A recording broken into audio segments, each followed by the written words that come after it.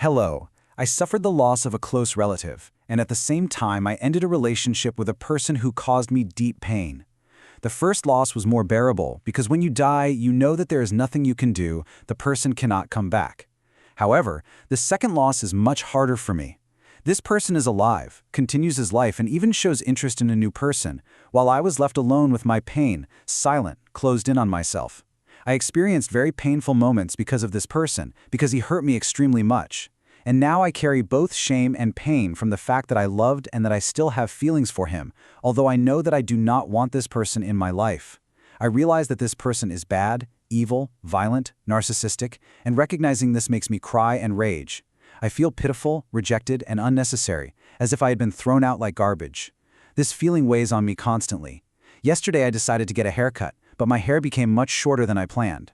This hurt me even more, and I realized that I had unconsciously redirected my pain towards my appearance. I am currently in shock. I can't eat, I can't sleep.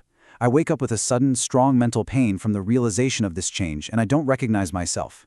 My image in the mirror repels me, and this distances me even more from myself. I am very upset and cry almost constantly. I don't feel functional for life and work. Please help. I would like advice on alternatives to temporarily cover up short hair, as well as recommendations for serums and methods to stimulate growth. Okay, first things first, I really need you to hear this and to let it sink in. What you are feeling is not pitiful. Not at all. It is profound pain. And that distinction is absolutely crucial. See, pity is a judgment, but hurt is an experience. And your experience is completely, 100% valid. So let's dive in and really try to understand what's happening on a deeper level. Because what you're going through, it goes way beyond just being sad. This is a complex trauma response. And figuring out why it feels so incredibly intense, well, that's the first real step toward getting some of your control back. What you're dealing with here is something we call a double loss, and it is incredibly hard to navigate because you're essentially processing two completely different kinds of grief at the exact same time. One is the grief that comes with finality, and the other is the grief of a wound that's still wide open. Now, this is so important to understand. You might be wondering why the living loss from the breakup feels so much sharper right now. And it makes perfect sense. The death of a loved one, as devastating as it is, has a finality to it. That person can't come back. The breakup, though, that's different. That involves active rejection, it stirs up all these feelings of being replaced, and it creates this constant painful comparison where you have to see the other person just moving on with their life while you feel completely stuck. All of those feelings you described, the shame, the anger you're turning on yourself, that awful sense of being discarded, none of that is a reflection of who you are or what you're worth. These are classic, textbook trauma reactions to emotional abuse, especially from a relationship with a narcissistic person. Your mind and body are reacting exactly the way we would expect them to after being subjected to that kind of harm. And I want to be really clear, this is not just a figure of speech.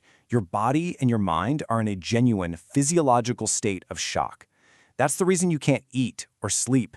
It's why the crying feels so out of your control. Your nervous system is just completely overwhelmed, and it's desperately trying to process an unbearable amount of distress. And the haircut, this is actually a brilliant, if painful, illustration of how our minds try to cope. That wasn't just a random decision. When we feel like we've lost all of our internal control, when our identity feels shattered, we often grasp for something, anything we can control. And that's often our physical selves. Your hair became a symbol for all that pain, but it's so important to remember it is not the source of it. So because your system is in shock, we need to think like paramedics. We need to apply a kind of psychological and physical first aid. Now, these aren't going to fix the deeper pain just yet, but they are absolutely essential steps to get you stabilized right now in this moment. Let's just walk through these one by one. First, permission to stop looking in the mirror. Just for a few days. Give yourself a break from that confrontation. Second, think about food in sips, not meals. Warm tea, maybe some broth or soup. The goal isn't a feast, it's just about giving your body some basic fuel. Third, create a sleep ritual, even if you know you won't sleep. A warm shower, dimming the lights. These are signals that tell your body it's okay to try and rest. And last, and this one is huge, let the tears happen. Every time you cry, your body is literally releasing stress hormones. Trying to stop it just keeps you stuck in that crisis mode. Okay, now let's talk about the symbol, the hair. By taking charge of this outward expression of your pain, you can start to reclaim a small but incredibly powerful sense of control. And that feeling of agency is a huge part of the healing process. You know, the goal here isn't perfection. It's about giving yourself choices that make you feel a little bit better, a little more in control. Think about soft, wide headbands, or maybe some elegant silk scarves you can tie in different ways. A stylish beret can work wonders. And if you want, there are always things like clip-in extensions or toppers for some temporary volume. The simple act of choosing is an act of reclaiming your power. And when it comes to actual growth, let's just set some realistic expectations. Hair grows, on average, about 1 to 1.5 centimeters a month, so it's a slow process. And yeah, things like caffeine serums and rosemary oil can definitely support a healthy scalp, but please look at the most important factor here: stress reduction. I cannot overstate this. High, chronic levels of stress can actually slow down hair growth. So really, the kindest thing you can do for your hair right now is to be kind to your nervous system. So we've talked about the immediate crisis, and we've talked about the symbol. Now it's time to gently turn our attention back to the source of the pain itself, that deeper wound that really needs our care and our understanding. This might be the most important thing to remember through all of this. The sheer size of your pain isn't a weakness. It's a direct measurement of your capacity for deep, real, meaningful love. Someone who couldn't love so deeply could never, ever hurt this much. Your pain is actually proof of your strength, not a sign that you failed. And we need to be crystal clear on this point. Still having feelings for someone who hurt you so badly does not mean you want them back.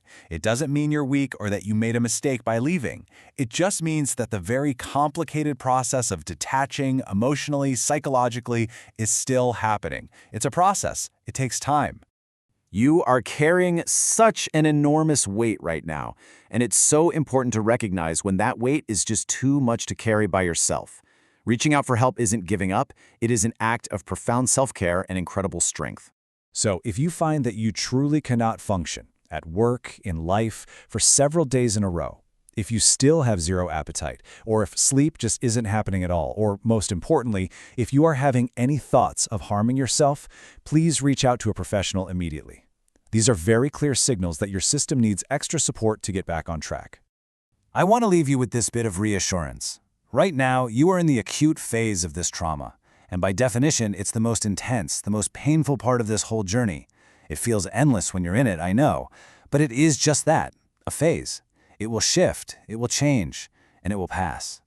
So the real question to carry with you as you move forward isn't, how do I stop all this hurting? Instead, it's this: how can you begin to honor your own incredible capacity to love by turning that same deep care and compassion inward, toward yourself, as you heal?